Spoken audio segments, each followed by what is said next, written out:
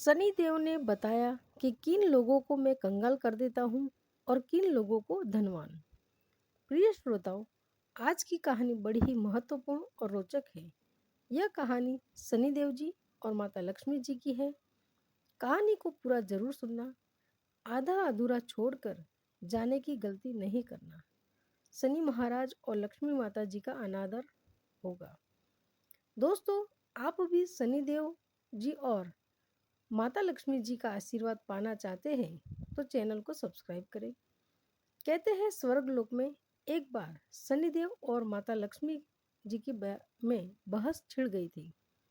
लक्ष्मी जी बोली, मैं बड़ी हूँ, और शनिदेव बोले, मैं श्रेष्ठ हूँ।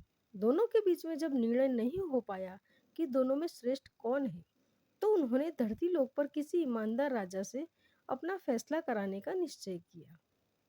उन दिनों धरती पर प्रयागराज में एक उधम सिंह नाम के राजा रहते थे। वे अपने न्याय के लिए दूर दूर तक प्रसिद्ध थे। शनिदेव और माता लक्ष्मी जी राजा उधम सिंह के पास गए और झगड़े की वजह बताई कि हम दोनों में यह सिद्ध नहीं हो पा रहा है कि श्रेष्ठ कौन है। कृपया आप ही हमारा निर्णय कर दें। शनिदेव और माता लक्ष्मी जी की बात सुनकर राजा उधम सिंह बहुत ही बड़े धर्म संकट में फंस गए कि दोनों में से किसको बड़ा कहा जाए। यदि शनिदेव को बड़ा बताया दिया तो माता लक्ष्मी जी रूठ जाएगी, और लक्ष्मी जी रूठ गई तो हमारे राज्य की सारी धन वैभव संपदा नष्ट हो जाएगी। यदि शनिदेव को रुष्ट कर दिया तो शनिदेव अपनी दृष्टि से सब नष्ट भ्रष्ट कर डालेंगे। राजा उधम सिंह जब किसी नतीजे पर नहीं पहुंचे तो शनिदेव और लक्ष्मी जी उन्हें एक माह का समय देकर चले गए और कहा कि हम एक माह बाद आएंगे। तब तक तुम खूब सोच विचार कर लो। उनके जाने के बाद में राजा की रातों की नींद हराम हो गई। वे हर क्षण इसी बात को लेकर चिंतित रहने लगे कि एक माह के बाद जब शनिदेव और माता लक्ष्मी जी आएंगे तो वो किससे श्रेष्ठ बताएंगे, क्या निर्णय देंगे। उनके सामने परिस्थिति बहुत ही विकट थी। वे जानते थे कि एक को बड़ा बताएंगे तो दूसरा नाराज हो जाएगा और उन पर, उनके राज्य पर बहुत बड़ा संकट आ सकता है। राजा की वैष्णवी नाम की एक पतिव्रता रानी थी। पति को अत्यंत चिंता में देखकर रानी ने पूछा, महाराज, आप किस बात को लेकर परेशान हैं? कृपया आप अपना दुख हमसे कहिए। राजा ने अपनी पत्नी को सारा हाल कह सुनाया। रानी ने राजा को एक सुझाव दिया कि देखिए, आप अपने मुख के किसी को बड़ा या छोटा मत बताइए। अपनी अपनी जगह दोनों ही श्रेष्ठ हैं। उनके बड़े छोटे का फैसला आप उन्हीं पर छोड़ दीजिए। राजा की पत्नी ने कहा, आप एक काम करिए, एक सोने का और एक चांदी का सिंहासन बनवाइए। दोनों का आसन अपने सिंहासन के दाईं और बाईं ओर रखवा दीजिए। सोने का सिंहासन आप अपने सिंहासन से दाईं ओर लगवाइए और चांदी का सिंहासन बाईं ओर लगवाइए। एक माह बाद जब शनिदेव और माता लक्ष्मी जी आएंगे तो लक्ष्मी जी आपकी दाईं ओर का आसन ग्रहण करेगी, क्योंकि वे माता स्वरूप है, और शनिदेव आपके बाईं ओर वाले आसन पर बैठ जाएंगे। जब वे पूछे तो आप उनको किसी भी प्रश्न का उत्तर मत दीजिएगा। जब वे बहुत पूछे तो उनसे कह दीजिएगा कि आप लोगों ने अपनी श्रेष्ठता का फैसला स्वयं ही कर लिया। मैं क्या जवाब दूं? रानी वैष्णवी की बात राजा को सही लगी। इधर एक महीने के बाद जब लक्ष्मी जी और शनिदेव राजा के दरबार में पधारे तो वहीं वह जैसे रानी ने बताया था, माता लक्ष्मी जी तो सोने के सिंहासन पर विराजमान हो गई और शनिदेव चांदी के सिंहासन पर। जब उन्होंने अपने श्रेष्ठ होने को लेकर राजा से निर्णय मांगा तो राजा ने कहा कि आप दोनों ने स्वयं ही अपने बड़े छोटे होने का फैसला कर लिया है। इसमें मैं क्या कह सकता हूँ? यह सुनकर भगवान शनिदेव खिन्न होकर चले गए। माता लक्ष्मी जी ने राजा से कहा कि पुत्र शनिदेव तुमसे रुष्ट हो गए हैं और उनके प्रकोप के कारण तुम पर बहुत बड़ा संकट आ सकता है, परंतु तुम चिंता न करो, मैं तुम्हारे साथ हूँ। शनिदेव ने राजा पर ऐसा प्रकोप बरसाया कि उनके राज्य में भयंकर अकाल पड़ गया। लोग भूख से मरने लगे। नर नारी जीव जंतु सब उसके राज्यों को छोड़कर दूसरे राज्यों में चले गए। अपने राज्य की ऐसी दशा नहीं देखी गई। 1 वर्ष के बाद उन्होंने अपने राज्य को छोड़ने का फैसला किया। अब वे अपनी पत्नी वैष्णवी को साथ लेकर घर से निकल पड़े। एक पोटली में उन्होंने हीरे जवाहरात और कुछ जेवर आभूषण बांध दिए। सोचा जहाँ रहेंगे वहाँ विपत्ति में यह बहुत काम आएंगे। इन्हें बेचकर हम अपना गुजारा कर लेंगे। राजा रानी घर से निकले ही थे, उसी समय भयंकर आंधी तूफान आ गया। चारों तरफ अंधकार छा गया। वे उस अंधेरे के कारण रास्ता भटक गए। समझ में नहीं आ रहा था कि कहाँ जाए। तभी माता लक्ष्मी जी एक छोटी सी कन्या का रूप धरकर आती है और लालटेन की सहायता से उन्हें एक नदी के किनारे पहुंचा देती है। नदी पर छोड़कर माता लक्ष्मी जी वहां से चली गई। अब उनके आगे समस्या यह थी कि नदी को पार कैसे किया जाए। उसी समय शनिदेव एक नाविक का रूप बनकर नाव लेकर उसी किनारे पर जा पहुंचे जहां राजा रानी खड़े थे। राजा ने नाविक से नदी के उस पार जाने का आग्रह किया। नाविक ने कहा कि देखो भाई, हम तुम्हें उस पार पहुंचा तो देंगे, परंतु हमारी नाव बहुत ही कमजोर है। इसमें एक बार में एक ही व्यक्ति बैठ सकता है। राजा ने कहा चलो एक एक करके ही उतार दो। अब पहले तो नाविक रानी को उस पार पहुंचा आया, फिर राजा को ले गया। तीसरी बार में उस नाविक ने राजा की धन की पोटली रख ली, लेकिन वह नाविक तो स्वयं शनिदेव थे, इसलिए वह धन की पोटली लेकर नदी के बीचों बीच से गायब हो गए। अब तो उनके पास जो धन था वो भी नहीं रहा। भोजन का संकट खड़ा हो गया। भगवान की इच्छा समझकर वह वहां से आगे को चल दिए। चलते चलते वह एक गांव में पहुंचे। उस गांव के लोग जंगल से लकड़ी काटकर उन्हें बेचते थे। राजा भी अपनी रानी के साथ में उसी गांव में रहने लगा और लकड़ी बेचकर अपना गुजारा करने लगा। लक्ष्मी जी की कृपा से उसे जंगल में चंदन का बाग मिल गया। राजा ने चंदन की लकड़ियों को बेच बेचकर काफी पैसा कमा लिया। अब तो उनका जीवन बड़े ही सुखपूर्वक बीतने लगा था। राजा और रानी को सुख चैन में देखकर शनिदेव ने एक और नई चाल चल दी। एक सौदागर था जो उस गांव से चंदन की लकड़ी भरकर दूसरे राज्यों में ले जाया करता था। आज उसका जहाज उस नदी के किनारे पर ही फंस गया था। उसने जहाज को चलाने का बहुत प्रयास किया, पर जहाज तो टस से मस नहीं हुआ। सौदागर के समझ में नहीं आ रहा था कि वो क्या करे। तभी शनिदेव एक ब्राह्मण का रूप धारण करके उस सौदागर के पास आए और बोले, सौदागर, तेरी जहाज को कोई नहीं चला सकता, लेकिन एक उपाय है। यदि कोई पतिव्रता स्त्री तेरे जहाज में हाथ लगा दे तो तेरी नाव चलने लगेगी। सौदागर ने वैसा ही किया। पूरे गांव की स्त्रियों को बुलाया। सबने जहाज को छुआ, पर जहाज फिर भी नहीं चला। किसी ने बताया कि गांव में अभी एक स्त्री बाकी रह गई है जो यहाँ नहीं आई है। सौदागर स्वयं चलकर उसके घर गया।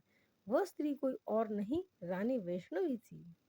सौदागर ने जब रानी से के पास निमंत्रण भेजा तो रानी ने वहां जाने से इनकार कर दिया और कहा कि इस समय मेरे पति जंगल में लकड़ी काटने गए हैं, मैं तुम्हारे जहाज के पास नहीं जा सकती। सौदागर के आदमी वापस जाकर उसकी सारी बात बता दी। सौदागर समझ गया कि यही औरत पतिव्रता है और यही उसके जहाज को निकाल सकती है। वह शाम को फिर उसके घर गया। उस समय राजा घर पर ही थे और इसीलिए उसने निमंत्रण स्वीकार कर लिया। जब राजा ने रानी से कहा कि वे जहाज को छू दे जिससे कि बाहर निकाल सके, तो रानी ने अपने पति के कहने पर जहाज को छू दिया और जहाज हिलने लगा। यह देखकर सौदागर के मन में पाप जागा कि क्यों न मैं इसको अपने साथ ले चलूं। यह स्त्री बहुत ही सुंदर भी है और यदि कहीं जहाज फिर से फंस गया तो इसे छूने को बोल दूंगा और नाव निकलवा लूंगा। यह सोचते ही उसने वैष्णवी को अपने हाथ साथ खींच लिया और जहाज लेकर चल दिया। उदम सिंह चिल्लाता रह गया, परंतु उस समय तक जहाज काफी दूर जा चुका था। रानी अत्यंत रूपवती थी। उसको देखकर सौदागर के मन में पाप जाग गया। उसको अपनी पत्नी बनाने की इच्छा करने लगा। रानी ने सौदागर की छेड़छाड़ से तंग आकर सूर्य देवता से प्रार्थना की कि उसको अपनी रक्षा करने के लिए कोड दे दे। उसकी प्रार्थना भगवान सूर्य ने सुन ली। उसी समय रानी के शरीर में कोढ़ फूट गया। वो एकदम कुरूप हो गई। उसके कुरूप शरीर को देखकर सौदागर उसके पास नहीं जाता था, पर वह रानी को हमेशा उसके अपने साथ रखता था। इधर राजा रोते बिलखलाते नदी किनारे से चल पड़े। वह इसी उम्मीद में थे कि यदि जहाज उस तरफ से गुजरेगा तो वो अपनी पत्नी को छुड़ा लेंगे। आखिर उसको जहाज का कहीं पता नहीं चला, तो वो नदी किनारे आश्रम के साधुओं के साथ रहने लगा। अब तो राजा वहां पर साधुओं की सेवा करता था, उनकी गायों को चराता था और गायों के गोबरों से उपले बनाता था। वे उपले लक्ष्मी जी की कृपा से सोने के बन जाते थे। इस प्रकार कुछ ही दिनों में उसके पास ढेर सारे सोने की ईंटों हो गई। एक दिन जो सौदागर राजा की पत्नी को लेकर गया था, उसका जहाज उसी नदी पर आया। राजा ने सौदागर को पहचान लिया। उसने सौदागर को ईंट दिखाकर कहा, यदि सौदागर उसको साथ ले चले तो वह सोने की ईंट सौदागर को दे देगा। सौदागर ने राजा को पहचान लिया था, परंतु सोने की ईंटों की लालच में उसे अपने पास बिठा लिया। ईंटों को भी जहाज में भरवा लिया। जब जहाज चल पड़ा तो सौदागर ने राजा को नदी में फेंक दिया। राजा की चीख पुकार राजा की रानी ने सुन ली और उसने तुरंत एक तकिया जल में फेंक दिया। उस तकिए के सहारे से राजा एक पुल पर पहुंच गया। राजा को वहां से लोगों ने निकाल लिया। उन लोगों ने राजा से पूछा कि वह कौन है और कहाँ से आया है। तो राजा ने कहा, वह एक अत्यंत दुखी आदमी है। उसका सब कुछ लूट गया है। उसके पास कुछ नहीं बचा है। वहां के लोग उसको पकड़कर राजा के पास ले गए। उधम सिंह ने राजा से नौकरी मांगी। राजा ने उधम सिंह को अपने यहाँ बगीचे में माली का काम दे दिया। प्रिय श्रोताओं, राजा की एक पुत्री थी। उसके लिए नित्य फूलों को सुंदर गजरा एक मालिन लाती थी। एक दिन राजकुमारी ने मालिन से पूछा कि आजकल गजरे कौन बनाता है। बहुत सुंदर गजरे बनाता है। मालिन ने राजकुमारी को बताया कि एक नया नौकर आया है जो बड़े ही सुंदर गजरे बनाते हैं। राजकुमारी ने उस नौकर को देखने की इच्छा बताई। जब उसने राजा को देखा तो वह उस पर मोहित हो गई और राजा से ही ब्याह करने की जिद ठान ली। राजा ने बहुत मना किया, परंतु जब राजकुमारी नहीं मानी तो उन्होंने लाचार होकर दोनों का ब्याह करवा दिया और जंगल में एक मकान दे दिया। धीरे धीरे समय बीतता चला गया। कुछ दिन बीते तो राजा उधम सिंह ने राजकुमारी से कहा कि ऐसे बेकार बैठे रहकर मेरा मन ही नहीं लगता है। तुम अपने पिता से कह के मुझको जहाजों की चुंगी का ठेका दे दे। राजकुमारी ने अपने पिता से यह प्रस्ताव रखा तो राजा ने भी कहा, ठीक है। अब तो उधम सिंह अपने आने जाने वाले जहाजों से चुंगी लेता था। इसी प्रकार जब 7 वर्ष बीत गए तो शनिदेव का प्रभाव खत्म होने को आया। एक दिन सौदागर का जहाज वहीं से निकला। उधम सिंह ने उस जहाज को रोककर उसे आगे जाने से रोक लिया। सौदागर को यह देखकर बड़ा क्रोध आया। वो तुरंत शिकायत लेकर राजा के पास पहुंचा। राजा ने जब उधम सिंह से पूछा कि वह सौदागर के जहाज को क्यों नहीं जाने दे रहा है, तो उधम सिंह ने बताया कि महाराज, सौदागर के पास मेरी सोने की ईंटें हैं। यह मेरी सोने की ईंटें नहीं दे रहा है। राजा ने कहा, तुम्हारे पास क्या प्रमाण है कि इसके पास जो है वह आपकी ही है। तो उधम सिंह ने कहा, महाराज, आप इसे दरबार में सब लोगों के सामने बुलाएंगे। वे एक तरफ से जुड़ी हुई है। यदि सौदागर यह ईंट खोल लेता है तो यह सारी उसकी है। यदि वह एक नहीं खोल पाता है तो उस ईंटों को मैं खोल कर दिखाऊंगा। वह ईंटों को दरबार में लाया और सौदागर से कहा कि यदि यह तुम्हारी सोने की ईंट है तो ईंटों को खोल के दिखाओ, और यदि तुम नहीं खोल पाते तो यह ईंट तुमसे ले ली जाएगी। सौदागर शाम तक वह ईंटों को खोलने का प्रयास करता रहा, परंतु उससे एक भी नहीं खुली। अंत में जब शाम हो गई तो राजा के दामाद उधम सिंह ने की बारी आई और उन्होंने चंद मिनटों में ही उन ईंटों को खोल दिया। तब राजा ने पूछा कि वह कौन है, तो उधम सिंह ने पूरी कहानी बताई और बताया कि मेरी पत्नी वैष्णवी को इस सौदागर ने छीन लिया है। कृपया मेरी रानी को दिलवा दीजिए। राजा ने सौदागर से कहकर तुरंत वैष्णवी को पालकी में बुलवाया और सौदागर को पकड़ कड़ी सजा दी। वैष्णवी ने पुनः सूर्य भगवान से प्रार्थना की कि वो मेरे रूप को फिर से पहला वाला कर दे। भगवान सूर्य देवता की कृपा से रानी फिर से सुंदर हो गई। राजा के आदर पूर्वक उधम सिंह को खूब सारा धन देकर विदा कर दिया। साथ में अपनी बेटी को और वैष्णवी को भी उसने अपनी बेटी मान लिया और खूब धन दौलत देकर राजा को प्रेम पूर्वक विदा कर दिया।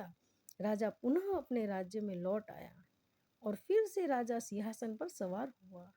एक दिन शनिदेव ने प्रकट होकर राजा उधम सिंह से कहा, राजन, हम दोनों की स्पर्धा तो एक बहाना था। हम आपके सत्य की परीक्षा ले रहे थे। अब मैं तुम्हें बता रहा हूं कि कौन से लोग नाश को प्राप्त नहीं होते हैं। विपत्ति में जो अपने धर्म को और सत्य को न त्यागे उसका कभी नाश नहीं होता, अपितु देवता लोग भी उसकी सहायता करते हैं। गरीबी आने पर भी जो अन्याय का मार्ग न चुने, पाप का धन न खाए, वह देवताओं का सदा कृपा पात्र रहता है। मैं उसका कभी बुरा नहीं करता, अपितु उस पर लक्ष्मी की कृपा सदैव बनी रहती है। धन संपदा पाकर भी जो अभिमान न करे, जो किसी को अपमानित नहीं करता है, मैं कभी उसका बुरा नहीं करता, अपितु उसकी सहायता ही करता हूँ। मेरी कृपा से लोग पल मात्र में धनवान बन जाते हैं और मेरे प्रकोप से पल मात्र में कंगाल हो जाते हैं। राजन, जाओ, मेरे वरदान से तुम्हारा राज्य फिर से संपन्न हो जाएगा, धन दौलत से संपन्न हो जाएगा, तुम्हारी प्रजा खुशहाल हो जाएगी और कभी दुख दरिद्रता तुम पर नहीं आएगी।